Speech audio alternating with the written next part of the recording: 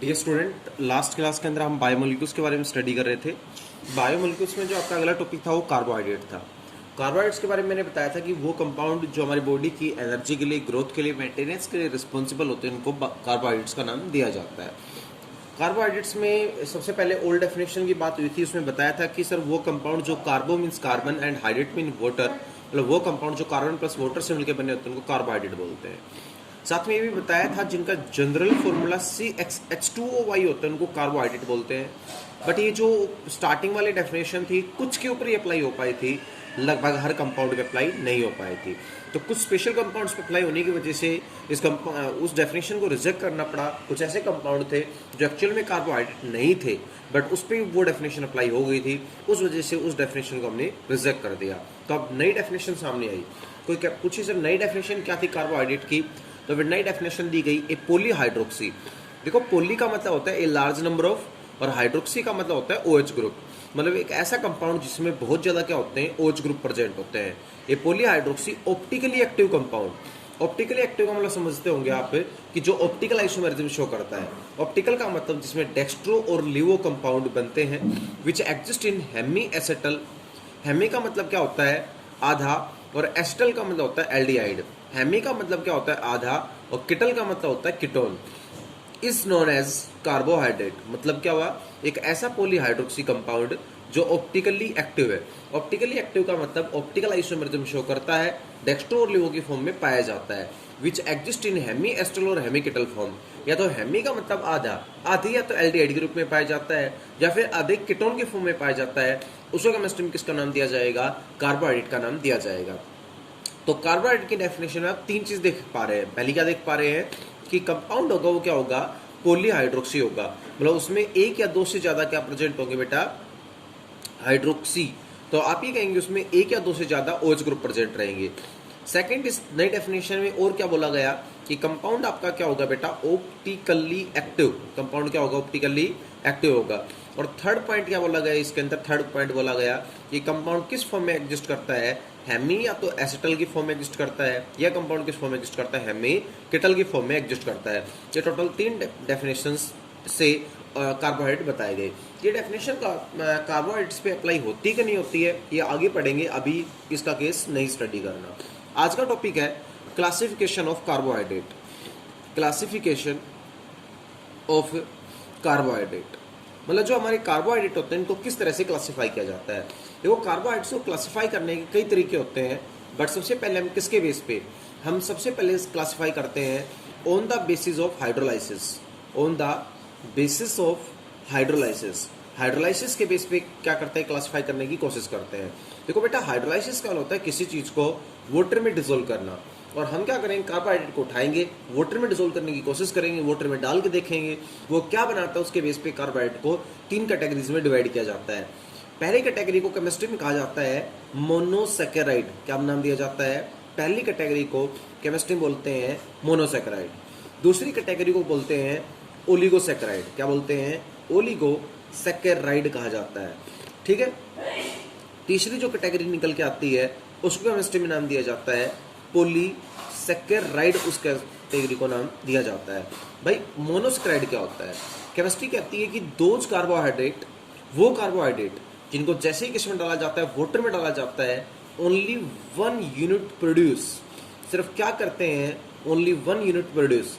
जो सिर्फ एक ही यूनिट क्या करते हैं बेटा? प्रोड्यूस करते हैं, उनको केमिस्ट्री में क्या बोलते हैं? मोनोसैकेराइड बोलते हैं। मतलब कार्बोहाइड्रेट लिया, उसको क्या किया बेटा?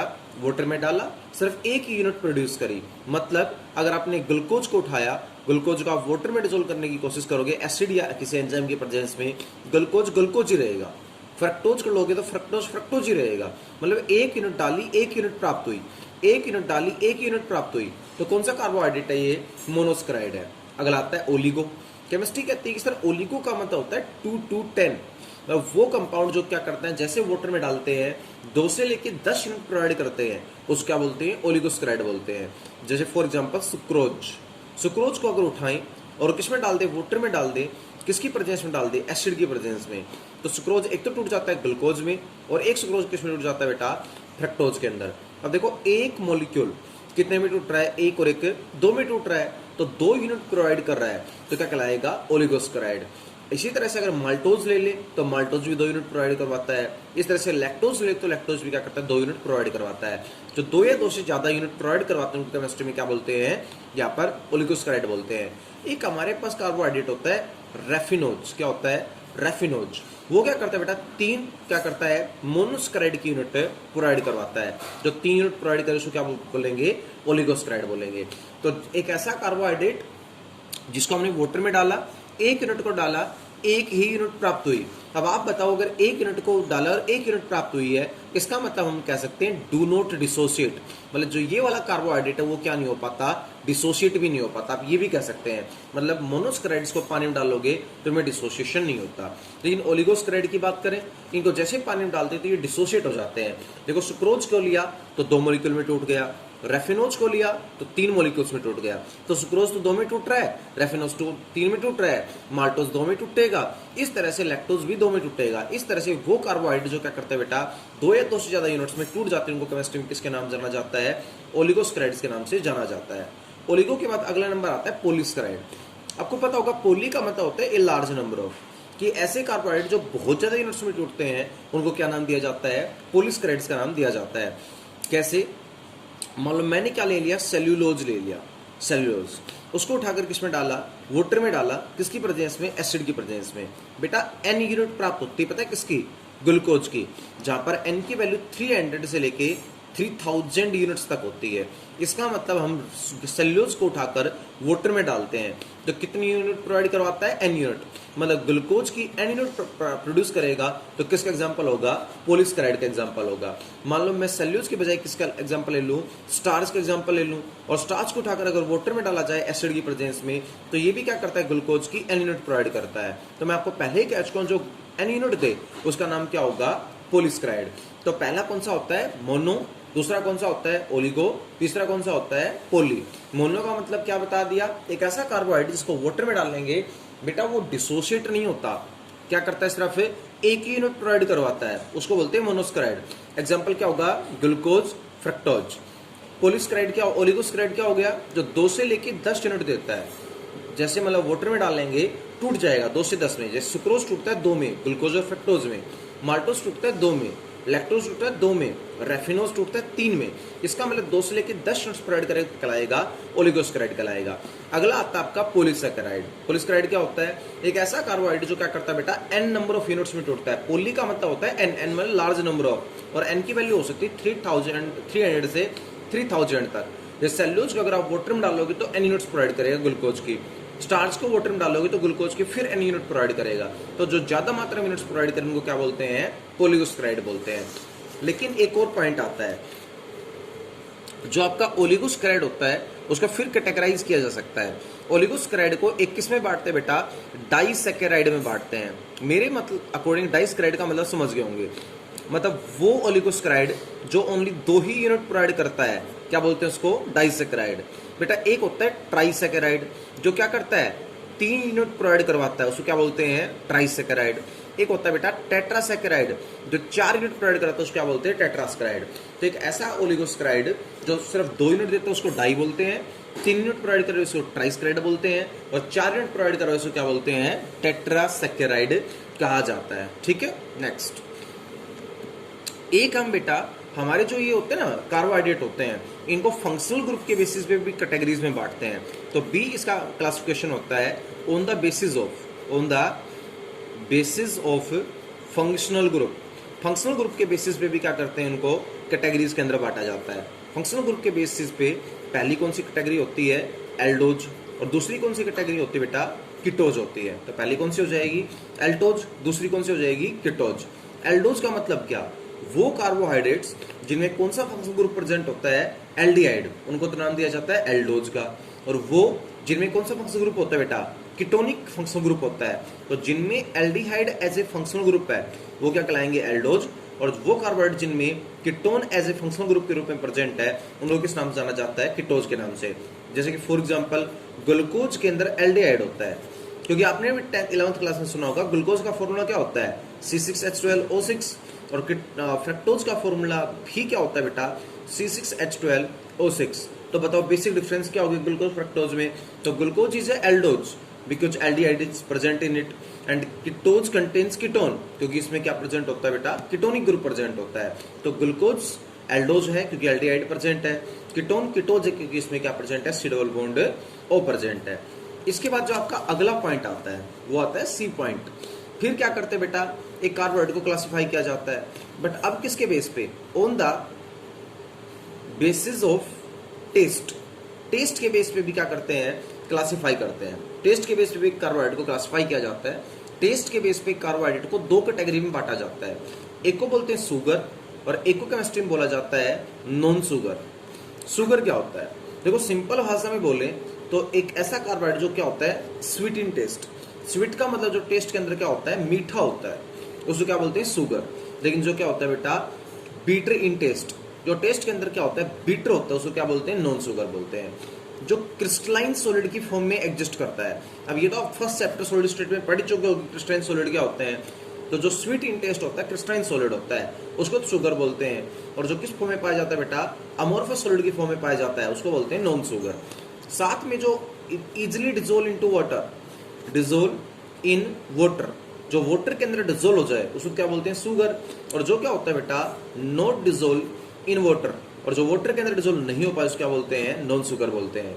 तो कोई शुगर के बारे में पूछे तो आप कहेंगे a carbohydrate which is sweet in taste, crystalline solid and dissolve in water, while a carbohydrate which is bitter in taste, amorphous solid and not dissolved into water is known as a non sugar। Sugar का best example होता है sucrose. तो आपके घर में जो चीनी होती है वो सुक्रोज का एग्जांपल, शुगर का एग्जांपल है। कैसे भैया? स्वीट भी होती है, क्रिस्टलाइन सॉलिड की फॉर्म में पाई जाती है और वाटर के अंदर डिसॉल्व भी हो जाती है। बट जो स्टार्च होता है वो किसका एग्जांपल बताया जाता है बेटा? नॉन शुगर का एग्जांपल बताया जाता है, because it is white coloured bitter amorphous solid and do not easily dissolve into water, आसानी से पानी में डिसॉल्व नहीं होता, इस कारण से स्टार्च किस एग्जांपल है? नॉन शुगर का एग्जांपल है।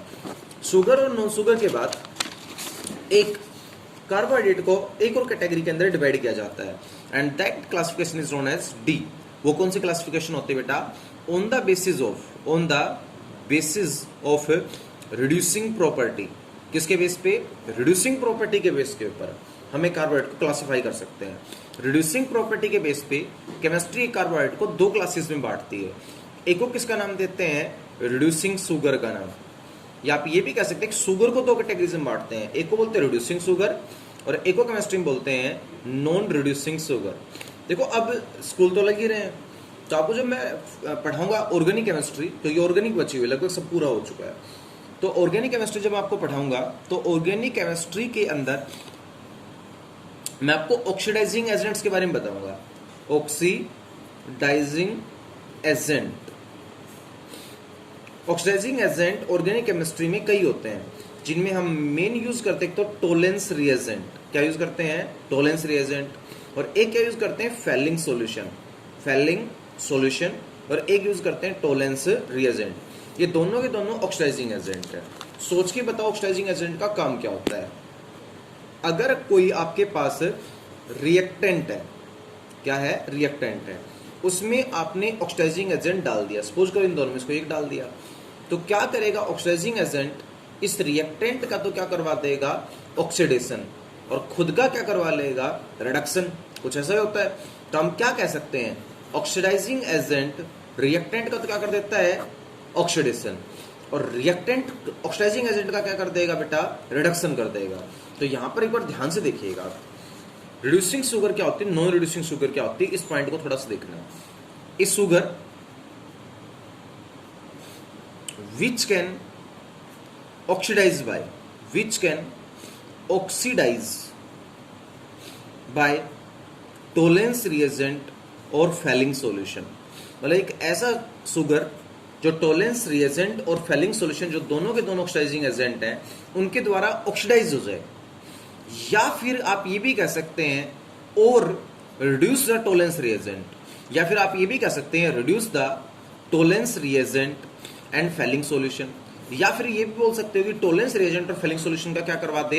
रिडक्शन करवा दे। क्योंकि मैंने आपको बताया ना कि भैया जिस सब्सटेंस का ऑक्सीडेशन होगा वो सब्सटेंस ऑक्सीडाइजिंग एजेंट को क्या करेगा? रिड्यूस भी तो करेगा। तो इसका मतलब आप या तो ये कह सकते हैं कि ऑक्सीडाइजिंग एजेंट इसका ऑक्सीडेशन करवा रहा है, या ये बोल सकते हैं ये सब्सटेंस इसका रिडक्शन करवा रहा है। तो दोनों टर्म्स में ठीक है। तो रिड्यूसिंग शुगर क्या होते हैं? A sugar which can oxidise by Tollens reagent, एक ऐसी शुगर जो टोलेंस रिएजेंट के द्वारा तो ऑक्सीडाइज हो जाती है, या ये कह सकते हैं एक ऐसी शुगर जो टोलेंस रिएजेंट और फैलिंग सॉल्यूशन को रिड्यूस्ड कर देती है, उसको बोलते हैं रिड्यूसिंग शुगर। लेकिन नॉन रिड्यूसिंग का मतलब क्या होता है? नॉट रिड्यूस्ड, जो क्या नहीं कर पाती? रिड्यूस नहीं कर पाती। किसको रिड्यूस नहीं कर पाती? नॉट रिड्यूस टोलेंस रिएजेंट और फैलिंग सॉल्यूशन। तो एक ऐसी शुगर जो टोलेंस रिएजेंट और फैलिंग सॉल्यूशन को रिड्यूस नहीं कर पाते उसको क्या बोलते हैं? नॉन रिड्यूसिंग शुगर बोलते हैं। तो एक तो होती है रिड्यूसिंग, एक होती है नॉन रिड्यूसिंग। मैंने बता दिया, आप उठाकर टोलेंस रिएजेंट या फैलिंग सॉल्यूशन डालिएगा, जो टोलेंस रिएजेंट और फैलिंग सॉल्यूशन को रिड्यूस कर दे वो रिड्यूसिंग, रिड्यूस ना कर पाए वो नॉन रिड्यूसिंग। तो 4 क्लासिफिकेशन थी। पहली on the basis of hydrolysis, water में डालिएगा एसिड की प्रेजेंस में कितनी यूनिट्स में टूट रहा है, उसके बेस पे मोनोसैकेराइड, ओलिगोसैकेराइड और पॉलीसैकेराइड 3 कैटेगरी बनती है। सेकंड बनता है फंक्शनल ग्रुप के बेस पे एल्डोज और कीटोज।